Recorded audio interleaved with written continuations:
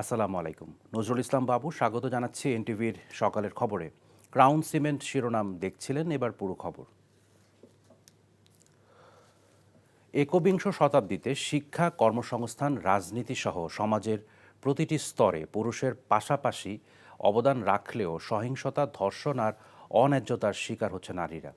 গর্ভবতী নারী এমনকি শিশুও রেহাই পায় না যৌন নির্যাতন থেকে। আইন কড়াকড়ির মাধ্যমে দৃষ্টান্তমূলক শাস্তির ব্যবস্থা নেয়া, সামাজিক ও ধর্মীয় শিক্ষাই পারে এমন অপরাধ কমাতে, বলছেন বিশেষজ্ঞরা। সাদরিনা খন্দকারের রিপোর্ট। সমতা আর কল্যাণের বার্তা নিয়ে বছর বছর নারী দিবস এলেও নারীর অধিকারের সব যেন বন্দী থাকে উদযাপনের উপলক্ষেই। সহিংসতা, যৌন হয়রানি, বাল্যবিবাহ, যৌতুক প্রথা এবং পারিবারিক নির্যাতন একবিংশ শতাব্দীতেও নারীকে যেন অসহায়ত্বের অচেনা খাঁচায় আটকে রেখেছে। আইন ও সালিশ কেন্দ্রের তথ্য বলছে, চলতি বছরের প্রথম 2 মাসে 294 জন নারী ও শিশু নির্যাতনের শিকার হয়েছে। ধর্ষণের শিকার হয়েছেন 96 জন, যার মধ্যে 44 জন শিশু। সম্প্রতি মাগুরায় 8 বছরের শিশুর ওপর পাশবিক যৌন নির্যাতনে আবারও প্রতিবাদ মুখর গোটা দেশ। যারা এই কাজটা করছে তাদের বিচার তো অবশ্যই চাই, বিচার বলতে ফাঁসি চাই অবশ্যই। এর আগেও এরকম করেছে। তোমার এই বোনটাই ও এর আগেও বেড়াতে আইছিল, আম্মু যে সময় যদি বাইরে ওঠে সেই সময় বললে ওটা চড়াই দেবে। নারীর প্রতি সহিংসতা প্রতিরোধের অভাব ও বৈষম্যমূলক আইন যৌন নির্যাতন বৃদ্ধির জন্য দায়ী বলে মনে করেন বিশেষজ্ঞরা। বলছেন, সামাজিক মূল্যবোধ, ধর্মীয় শিক্ষা এবং বিকৃত মানসিকতার পরিবর্তন জরুরি। বাবা মাদের সচেতন হবে কিভাবে বাচ্চাদেরকে নিরাপদ রাখতে হয়, বিশেষ করে কন্যা। এই শিক্ষাটা আমার মনে হয় স্কুল কলেজে আমাদের পাঠ্যপুস্তকে এসব দেওয়া যায়, যে নিকট আত্মীয়রা যে একটা যৌন হয়রানি বা সহিংসতা করে, ঘরের ভিতরে ওরা নিরাপদ না, এটা মা, খালা, যেই অভিভাবক তাদেরকে সচেতন করতে হবে। আমাদের দেশে এটি এমন অবস্থা, এমন প্রকট অবস্থা ধারণ করেছে যে আমরা আসলে আতঙ্কিত, শঙ্কিত আমাদের নতুন প্রজন্মের শিশুদের নিয়ে, তরুণীদের নিয়ে। পরিবার, সমাজ, রাষ্ট্র সবাই যদি সময় মতো এগিয়ে আসেন, শুধু প্রতিবাদ নয়, প্রতিরোধ করা এবং দৃষ্টান্তমূলক শাস্তির ব্যবস্থা করা, যারা এটা করেন, এটা আজকে সবার প্রত্যাশা। ধর্ষণ সহ নারী নির্যাতনের বিরুদ্ধে সামাজিক জাগরণ জরুরি বলে মনে করেন তারা। সাদরিনা খন্দকার, এনটিভি নিউজ, ঢাকা। এই ঈদে জামা, জুতো, অ্যাক্সেসরিজের ডিসকাউন্ট। ধর্ষকের দৃষ্টান্তমূলক শাস্তির দাবিতে সোমবারও বিক্ষোভ করে শিক্ষার্থীসহ বিভিন্ন শ্রেণী পেশার মানুষ। ঢাকা ও রাজশাহী বিশ্ববিদ্যালয় ক্যাম্পাসে বিক্ষোভ করেছেন সাধারণ শিক্ষার্থীরা। ধর্ষণের প্রতিবাদ ও ধর্ষকের শাস্তির দাবিতে বিক্ষোভ করেছে জাতীয়তাবাদী মহিলা দল, ছাত্রদল সহ অনেকে। বিএনপির সিনিয়র যুগ্ম মহাসচিব বলেছেন, দ্রুততম সময়ের মধ্যে ধর্ষণের বিচার করতে হবে। হাসান মাহমুদের রিপোর্ট। ধর্ষকের বিচারের দাবিতে ঢাকা বিশ্ববিদ্যালয়ের রাজভাস্কর্যের সামনে বিক্ষোভ করে শিক্ষার্থীরা। ক্লাস বর্জন করে বিক্ষোভে অবিলম্বে মাগুরার ঘটনার বিচার চান তারা। এদিকে ধর্ষণের প্রতিবাদে রাজশাহী বিশ্ববিদ্যালয় ক্যাম্পাসের প্যারিস রোডে অবস্থান করে বিক্ষোভ করে শিক্ষার্থীরা। দ্রুততম সময়ের মধ্যে ধর্ষণের দৃষ্টান্তমূলক বিচার দাবি করেন তারা। এই ধরনের যারা আছে ধর্ষক, তাদের পক্ষে কোনো আইনজীবী না, যারা সমাজ এবং সামাজিকভাবে বয়কট হোক। ধর্ষকের শাস্তি আমরা ফাঁসি চাই। যদি একটা ধর্ষককে এইভাবে শাস্তি দেওয়া হয়, তাহলে আর 5টা লোক তারা করতে এটা ভয় পাবে। যে ধর্ষকরা লম্পটরা করেছে তাদেরকে আইনের আওতায় এনে দৃষ্টান্তমূলক শাস্তি দিতে হবে। নারীর প্রতি সহিংসতা বন্ধ এবং মাগুরায় শিশু ধর্ষকের শাস্তির দাবি জানিয়ে নয়াপল্টনে মিছিল বের করে মহিলা দল। বক্তারা বলেন, নিরাপত্তাহীনতায় ভুগছে দেশ। আজকে আপনার মেয়েকে স্কুলে পাঠিয়ে তার প্রত্যাবর্তন কিভাবে হবে? সে ক্ষতবিক্ষত হয়ে বাসায় ফিরবে, স্বাভাবিকভাবে বাসায় ফিরবে, তার কোনো নিরাপত্তা নেই। দ্রুততম সময়ের মধ্যে আসিয়ার উপর জুলুমকারীদের দৃষ্টান্তমূলক শাস্তি হয়। এদিকে হাইকোর্ট এলাকায় ধর্ষণের প্রতিবাদ ও ধর্ষকের বিচার দাবিতে মানববন্ধন ও বিক্ষোভ করেছে জাতীয়তাবাদী ছাত্রদল। এদিকে ধর্ষকের শাস্তির দাবিতে ঢাকা চট্টগ্রাম মহাসড়কের কুমিল্লা কোটবাড়ি এলাকায় অবরোধ করে শিক্ষার্থী ও সাধারণ মানুষ। এতে তীব্র যানজট সৃষ্টি হয় মহাসড়কে।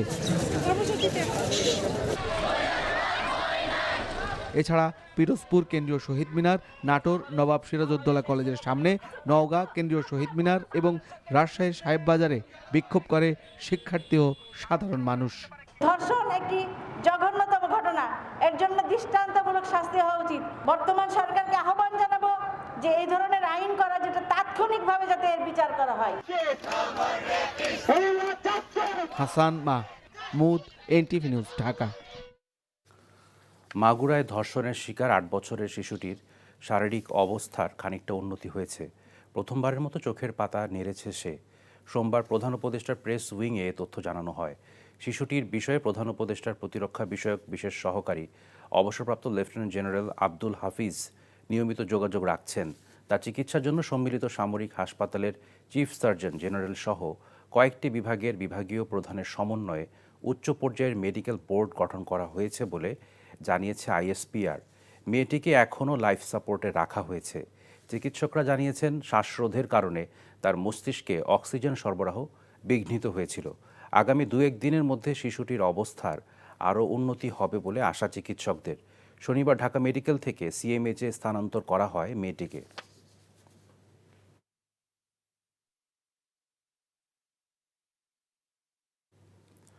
দায়িত্ব গ্রহণের সময় বাংলাদেশের অবস্থা গাজা উপত্যকার মতো বিধ্বস্ত ছিল বলে মন্তব্য করেছেন প্রধান উপদেষ্টা ডক্টর মোহাম্মদ ইউনূস।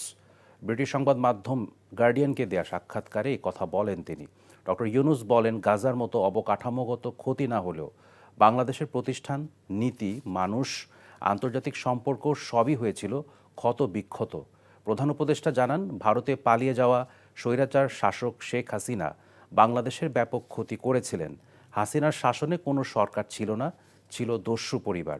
অধ্যাপক ইউনূস মনে করিয়ে দেন, হাসিনার শাসনামলে গুম, নির্বাচন, সব আসনে জয়ের নিশ্চয়তা, ব্যাংক থেকে $1 মিলিয়ন ঋণ নিয়ে ফেরত না দেওয়ার ঘটনা ছিল স্বাভাবিক বিষয়।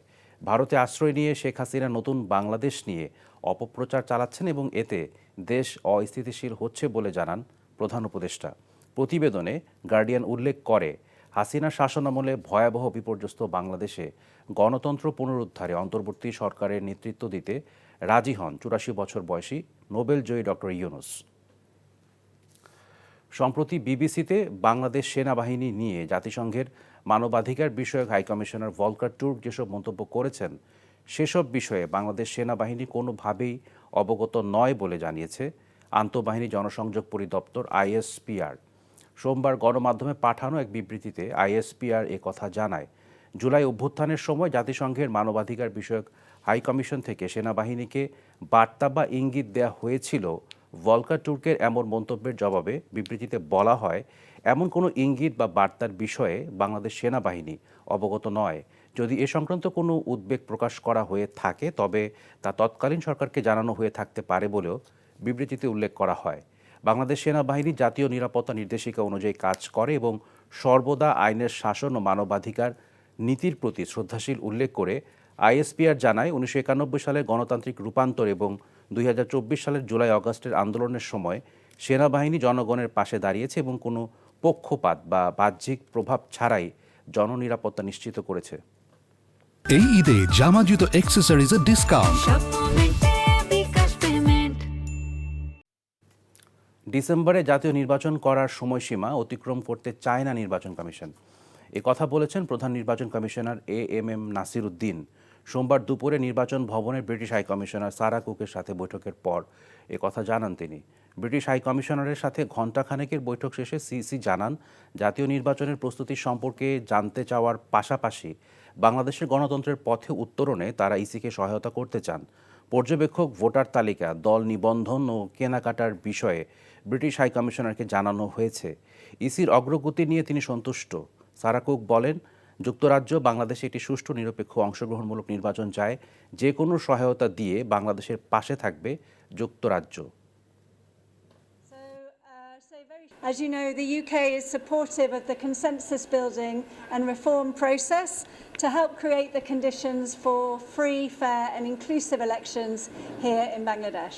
আমাদের যে অবজারভার পলিসিগুলো আমরা রিভাইজ করতেছি, তারপর আমরা সময় মতো ওই অবজারভার নিয়োগের প্রক্রিয়াটাও আমরা শুরু করব। কিন্তু একটা টাইমলাইন আছে, আর্লিয়েস্ট ইন ডিসেম্বর, সেটাকে মাথায় রেখে আমাদের প্রস্তুতি আমরা যাতে নিয়ে যাচ্ছি, যাতে ডিসেম্বরে ইলেকশন হলে তো অক্টোবরে শিডিউল ঘোষণা করতে হবে। তো আমরা যাতে ওই টাইমলাইনটা মিস না করি সেভাবে প্রস্তুতি নিই। বিচার সংস্কার ও গণপরিষদ নির্বাচনের মাধ্যমে নতুন সংবিধানের দাবিতে শিগগির রাজপথে নামার ঘোষণা দিয়েছেন জাতীয় নাগরিক পার্টি এনসিপির আহ্বায়ক নাহিদ ইসলাম। সোমবার শহীদ পরিবার ও জুলাই যোদ্ধাদের সম্মানে এনসিপি আয়োজিত ইফতারে অংশ নিয়ে তিনি এ ঘোষণা দেন। নির্বাচনের নাম দিয়ে সংস্কার ও বিচার পেছানোর অপচেষ্টা না করার আহ্বানও জানান তিনি। নূর হোসেনের রিপোর্ট। জুলাই গণ অভ্যুত্থানে পতিত স্বৈরাচার শেখ হাসিনার পেটোয়া বাহিনীর নির্মমতায় প্রাণ হারানো শহীদদের পরিবার ও আহত জুলাই যোদ্ধাদের সম্মানে রাজধানীর সোহরাওয়ার্দী উদ্যানে ইফতার মাহফিলের আয়োজন করে জাতীয় নাগরিক পার্টি এনসিপি। আমাদেরকে কোনো বিচার প্রক্রিয়ার মাধ্যমে সুষ্ঠু বিচার দিতে পারে না। এ সময় ইফতারে অংশ নেওয়া শহীদ পরিবারের সদস্যদের কান্নার সাক্ষী হয় সোহরাওয়ার্দী উদ্যান। দ্রুত গণহত্যার বিচার সম্পন্ন করার দাবি জানান তারা।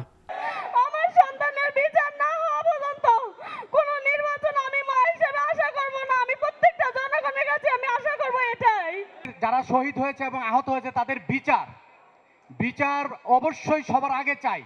গণ অভ্যুত্থানের মধ্য দিয়ে আওয়ামী ফ্যাসিবাদী রাজনীতির সমাপ্তি ঘটেছে উল্লেখ করে দ্রুত বিচার ও সংস্কারের রোডম্যাপ দেওয়ার দাবি জানান জাতীয় নাগরিক পার্টির আহ্বায়ক। শেখ হাসিনা এবং আওয়ামী লীগের খুনিদেরকে আসামি করে মামলা করা হয়েছে। যদি এর বিচার ছাড়াই আরেকটি সরকার চলে আসে তাহলে কি নিশ্চয়তা আছে যে আওয়ামী লীগকে আবার পুনর্বাসিত করা হবে না এই বাংলাদেশে? দ্রুত বিচার ও সংস্কারের রোডম্যাপ ঘোষণা করতে হবে। কত দিনের মধ্যে কোন প্রক্রিয়ায় আমরা দৃশ্যমান বিচার কার্যক্রম দেখতে পারবো এবং দৃশ্যমান সংস্কার আমরা বাস্তবায়ন করতে পারবো, সেটা সুস্পষ্ট রোডম্যাপ অবিলম্বে ঘোষণা করতে হবে। গণপরিষদ নির্বাচনের মাধ্যমে নতুন সংবিধানের দাবিতে ছাত্র জনতাকে সাথে নিয়ে আবারও রাজপথে নামার ঘোষণা দেন নাহিদ ইসলাম। আর বিচার ছাড়া নির্বাচন হলে শহীদদের রক্তের সঙ্গে বেইমানি হবে বলে জানান এনসিপির মুখ্য সংগঠক সার্জিস আলম। জুলাই গণঅভ্যুত্থানের মধ্যে দিয়ে এই সংবিধান, এই ফ্যাসিস্ট সংবিধান অকার্যকর হয়েছে, ব্যর্থ প্রমাণিত হয়েছে। ফলে জুলাই গণঅভ্যুত্থানকে একটি সাংবিধানিক স্বীকৃতি দিয়ে নতুন একটি সংবিধান এই জাতিকে আমরা উপহার দিয়ে যাব ইনশাআল্লাহ। বিচার সংস্কার এবং গণপরিষদ নির্বাচনের মাধ্যমে সংবিধান সেটি আদায়ে খুব দ্রুতই আবার রাজপথে নামবো। এই রক্তের উপরে দাঁড়িয়ে নির্বাচনের কথা বলো, সেই রক্তের বিচার না চাইতে বেঈমানের মতো এভাবে নির্বাচনের কথা বলতে লজ্জা লাগে না? বিচার ও সংস্কার পেছানোর অপচেষ্টা না করতে রাজনৈতিক দলগুলোর প্রতি আহ্বানও জানান জাতীয় নাগরিক পার্টির প্রধান নাহিদ ইসলাম। নূর হোসেন, এনটিভি নিউজ, ঢাকা। সাবেক স্বৈরাচার শেখ হাসিনা, তার পরিবার এবং তাদের স্বার্থ সংশ্লিষ্ট 11 ব্যক্তি ও প্রতিষ্ঠানের বিভিন্ন দেশে অর্থ পাচারের প্রমাণ পেয়েছে সরকারের টাস্ক ফোর্স। সোমবার প্রধান উপদেষ্টার প্রেস সচিব শফিকুল আলম জানান, বিদেশে পাচার হওয়া সেই অর্থ ফেরত আনতে দ্রুতই বিশেষ আইন করা হচ্ছে। এ ব্যাপারে সহায়তার জন্য আলোচনা চলছে দেশি বিদেশি ল ফার্মের সাথে। রিপোর্টে জানাচ্ছেন শফি মাহমুদ সাগর। বিগত সরকারের আমলে বিদেশে পাচার হওয়া অর্থ ফিরিয়ে আনতে প্রধান উপদেষ্টা ডক্টর মোহাম্মদ ইউনূসের নেতৃত্বে সরকারের গঠিত টাস্ক ফোর্সের বৈঠক আয়োজিত হয়। বৈঠকের পর এ বিষয়ে সংবাদ সম্মেলনে প্রধান উপদেষ্টার প্রেস সচিব জানান, নানা উপায়ে বিলিয়ন বিলিয়ন ডলার দেশ থেকে পাচার হয়েছে, যা উদ্ধারে দ্রুত পদক্ষেপ নিতে প্রধান উপদেষ্টা নির্দেশনা দিয়েছেন উল্লেখ করে তিনি বলেন, আইনি নীতিমালায় বিশেষ সংযোজন আনা হচ্ছে। যে আপনারা জানেন যে অনেক ছেলে মেয়ে বিদেশে পড়তে যায়। একটা কেসে দেখা যাচ্ছে যে ছেলের যে টিউশন ফি, একজন তার চিলড্রেনের টিউশন ফি পাঠিয়েছেন 400 কোটি টাকার উপরে, 400-500 কোটি টাকা। একটা স্পেশাল আইন করার, এই টাকাটা কিভাবে আনা যায় এটা ত্বরান্বিত করার জন্য এবং এই যে কাজগুলো যে হচ্ছে সেই কাজগুলোর মধ্যে কোঅর্ডিনেশনটা আরো স্মুথলি করার জন্য একটা আইন খুব শীঘ্রই করা হবে। যুক্তরাষ্ট্র, যুক্তরাজ্য, মালয়েশিয়া, সিঙ্গাপুর, হংকং এবং কেম্যান দ্বীপপুঞ্জে সাবেক প্রধানমন্ত্রী শেখ হাসিনা ও তার পরিবারের সদস্যদের অবৈধ সম্পদের সন্ধান পেয়েছে তদন্ত কমিটি। এ তথ্য জানিয়ে প্রেস সচিব বলেন, বাংলাদেশ সরকারের পক্ষ থেকে সেসব দেশে অভিযুক্তদের ব্যাংক অ্যাকাউন্ট ফ্রিজ করতে আহ্বান জানানো হয়েছে। সাবেক প্রধানমন্ত্রী শেখ হাসিনা, তার পরিবার ও তাদের স্বার্থ সংশ্লিষ্ট ব্যক্তি এবং প্রতিষ্ঠানের বিষয়ে যেটা বিএফআইইউ এবং যৌথ তদন্ত দল গোয়েন্দা প্রতিবেদন দুদকে প্রেরণ করা হয়েছে। 5.15 কোটি টাকা স্থিতিসহ 11টি ব্যাংক হিসাব অবরুদ্ধকরণ মানে ফ্রিজিং করা হয়েছে, যেটা বিএফআইইউ করেছে, এবং সকল ব্যাংক হিসাবের তথ্য দুদকে প্রেরণ করা হয়েছে। সংবাদ সম্মেলনে জানানো হয়, পাচারকৃত অর্থ উদ্ধারে বিশ্বব্যাংক, যুক্তরাষ্ট্র international anti corruption coordination centre এবং ইন্টারন্যাশনাল সেন্টার ফর অ্যাসেট রিকভারির সহায়তা নিচ্ছে সরকার। শফি মাহমুদ সাগর, এনটিভি নিউজ, ঢাকা। দেশে ক্ষমতার পরিবর্তন ছাড়া অন্য কোনো পরিবর্তন সম্ভব নয় বলে মন্তব্য করেছেন বিএনপির স্থায়ী কমিটির সদস্য নজরুল ইসলাম খান। তিনি বলেন, সংবিধান পরিবর্তন, সংশোধন সহ যেসব দাবি উঠছে তা পূরণের জন্য সুষ্ঠু অবাধ নির্বাচনের মাধ্যমে ক্ষমতার পরিবর্তন প্রয়োজন।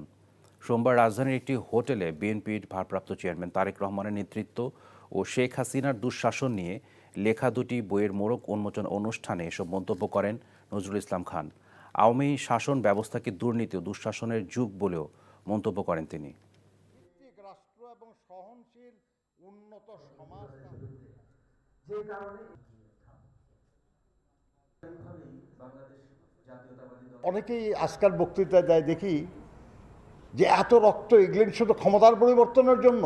আপনার একটা রাষ্ট্র পরিচালনা করতে হলে তো আপনার রাষ্ট্রের ক্ষমতার পরিবর্তন আনতে হবে, এবং সেটা আনতে হবে গণতান্ত্রিক প্রক্রিয়ায়, ভোটের মাধ্যমে, নির্বাচনের মাধ্যমে। লক্ষ্মীপুরের রামগঞ্জের সাবেক সংসদ সদস্য বিএনপি নেতা নাজিমউদ্দিন আহমেদ ইন্তেকাল করেছেন। ইন্না লিল্লাহি ওয়া ইন্না ইলাইহি রাজিউন। গতরাতে রাজধানীর বনানী এলাকার বাসভবনে তিনি শেষ নিঃশ্বাস ত্যাগ করেন।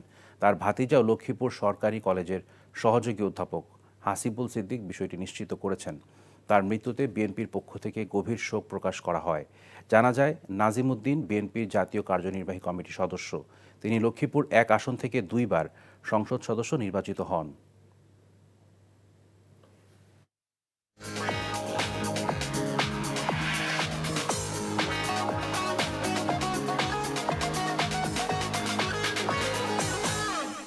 মার্কেন্টাইল ব্যাংক অর্থনীতির খবর। নওগাঁয় বাণিজ্যিকভাবে শুরু হয়েছে কমলার চাষ। কম খরচে সুমিষ্ট কমলা চাষে লাভবান হচ্ছেন বাগানিরা। কৃষি বিভাগ বলছে, মাটির গুণগত মানের কারণে রোগবালাইয়ের আক্রমণ কম হওয়া এবং ইউটিউবে কমলার চাষ পদ্ধতি দেখে আগ্রহ তৈরি হয়েছিল নওগাঁর যুবক শফিকুল ইসলামের। এরপর নিজের 15 কাঠা জমিতে শুরু করেন কমলার চাষ। এবার প্রতি গাছে ফলন এসেছে অন্তত 25 কেজি। সার কীটনাশকের খরচ তেমন নেই, তাই বড় লাভের সম্ভাবনা দেখছেন তিনি। স্থানীয়রা বলছেন, আকারে কিছুটা ছোট হলেও ফলের স্বাদ আছে বেশ। এই ছিল সকালের খবরে।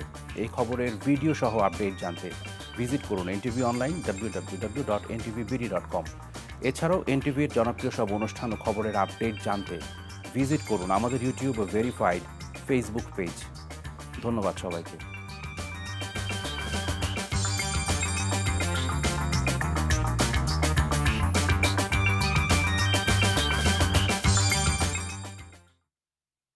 এই ঈদে জামা জুতো অ্যাক্সেসরিজের ডিসকাউন্ট।